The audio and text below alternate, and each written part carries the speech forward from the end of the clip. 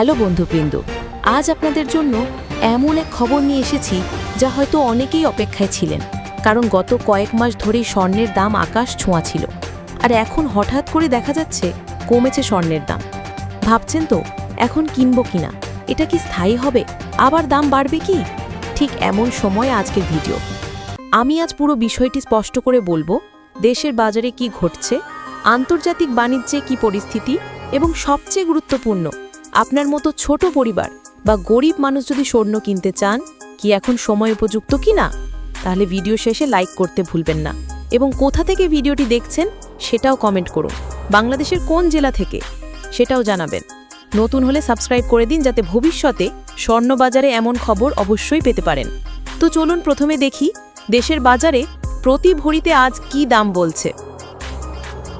গত কিছুদিন ধরে আমরা দেখেছি দেশের বাজারে 22 ক্যারেট হালমার্কযুক্ত স্বর্ণ প্রতি ভরিতে প্রায় 2,89,960 টাকা রূপে নির্ধারণ করা হয়েছে, যেখানে কমেছে প্রায় 8,386 টাকা।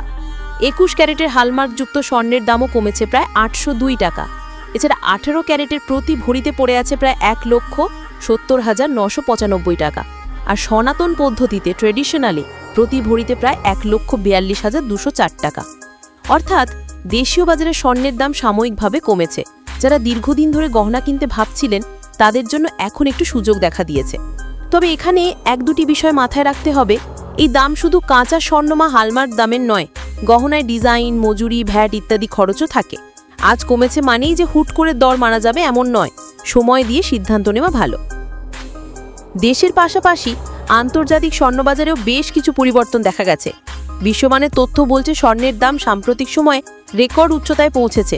উদাহরণস্বরূপ প্রতি ট্রায়াউন্সে প্রায় 4,300 আমেরিকান ডলারের কাছাকাছি হয়েছিল। পাশাপাশি বিশ্লেষক সংস্থা যেমন জেপি মর্গান বলছে 2025-এর শেষের দিকে স্বর্ণ প্রতি আউন্সে আনুমানিক $3,675 হবে, এবং 2026-এ দ্বিতীয় কোয়ার্টারে কি $4,000ও ছুঁতে পারে। তাহলে এত বড় ভাড়া আন্তর্জাতিক বাজারে, তাহলে কেন দেশের বাজারে সাময়িকভাবে দাম কমছে? এখানে কিছু কারণ হতে পারে। আন্তর্জাতিক মুদ্রা বা ডলারের ওঠানামা, ডলারের শক্তি বাড়লে স্বর্ণ দাম একটু চাপের মধ্যে আসে। আমদানি শুল্ক বা বিক্রেতাদের আশাবাদ পরিবর্তন হওয়া, স্থানীয় চাহিদা পরিবর্তন। যদি ক্রেতা একটু অপেক্ষায় থাকেন, বিক্রেতারা দাম সাময়িক হ্রাস করতে পারেন, কিন্তু সেটি মানেই দাম একবার কমে গেল আর থাকবে না এটা নয়। অনেক বিশ্লেষক বলছেন ঐতিহাসিকভাবে স্বর্ণ এটা নিরাপদ আশ্রয়। অর্থনৈতিক অনিশ্চয়তা, মুদ্রাস্ফীতি, বড় বড় দেশগুলো রিজার্ভ ব্যবস্থায় পরিবর্তন, এসব কারণ স্বর্ণকে আগামীতেও শক্ত অবস্থানে রাখে। এখন প্রশ্ন উঠবে, আমি কি স্বর্ণ কিনব? এটা কি গরিবদের জন্য সম্ভব? হ্যাঁ, যদি কিছু বিষয় মাথায় রাখা হয়, তাহলে ছোট পরিমাণে স্বর্ণ কেনা চাওয়ার জন্য বর্তমান সময়ে একটু সুবিধাজনক হতে পারে, কারণ দাম সাময়িকভাবে একটু পড়েছে। গহনার ডিজাইন ও মজুরি খরচ পরীক্ষা করুন। কখনো কখনো দাম কমলেও মজুরি বেশি হয়ে যেতে পারে। স্বর্ণ কখনোই তাৎক্ষণিক লাভের জন্য কেনা উচিত নয়। এটি মূলত মধ্য দীর্ঘমেয়াদী বিনিয়োগ বা সঞ্চয় হিসাবে বিবেচিত হওয়া ভালো। বিশেষ করে নিম্ন আয় গরিব পরিবারকে বলবো, বড় পরিসরে নয়, ছোট পরিসরে শুরু করুন।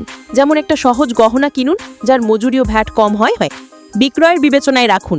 যদি ভবিষ্যতে জরুরি প্রয়োজন হয়, দাম অনেক বেশি উঠে নাও থাকতে পারে, তাই সবটা একসাথে না করে সময় ধরে কিনলে ভালো।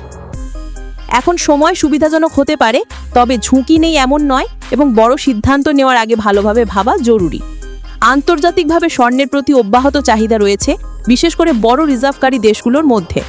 অর্থনৈতিক অনিশ্চয়তা, মুদ্রাস্ফীতি, বিশ্ববাজারে জটিলতা সবকিছুই স্বর্ণের জন্য সহায়ক। যদি আন্তর্জাতিক মুদ্রা বা সুদের হার ওঠে বা ডলার শক্ত হয়, তাহলে স্বর্ণের দাম একটু চাপের মুখে পড়তে পারে। দেশীয় বাজারে বিক্রেতা, মজুরি ও আমদানি খরচে পরিবর্তন হতে পারে, যা দামকে স্থিতিশীল বা কম করে তুলতে পারে। তাহলে কি সিদ্ধান্ত? আমার মতে হ্যাঁ, এটা একটা ভালো সময় কিনতে, তবে আবার দাম যাবে না বা কমবে না এই নিশ্চয়তা নেই। তাই অল্প পরিসরে বিবেচনায় নিয়ে আমাদের জন্য উপযুক্ত উপায় নেই, আগে বাড়ানো ভালো। তো বন্ধুরা, আজ আমরা দেখলাম দেশের স্বর্ণের দাম সাময়িকভাবে কমেছে, আন্তর্জাতিক বাজারে যদিও ঊর্ধ্বগতি দেখা দিচ্ছে। নিম্ন আয়ে গরিব মানুষদের জন্য এখন একটি সুযোগ সৃষ্টি হয়েছে, তবে বোঝাপড়া আর সতর্কতা জরুরি। যদি ভিডিওটা ভালো লাগছে তাহলে লাইকে ক্লিক করুন, কমেন্টে জানান আপনার জেলা থেকে ভিডিও দেখছেন, এবং যদি নতুন হয়ে থাকেন তাহলে দ্রুত সাবস্ক্রাইব করে দিন। আগামী তো স্বর্ণবাজার, গহনা খরচ, বিনিয়োগ বিষয়ক সব খবর আনার চেষ্টা করব। দেখা হবে পরবর্তী ভিডিওতে, তখন তাজা মূল্য হালচাল নিয়ে আলোচনা করব। ধন্যবাদ আপনার মূল্যবান সময় দেওয়ার জন্য। শুভ দিন।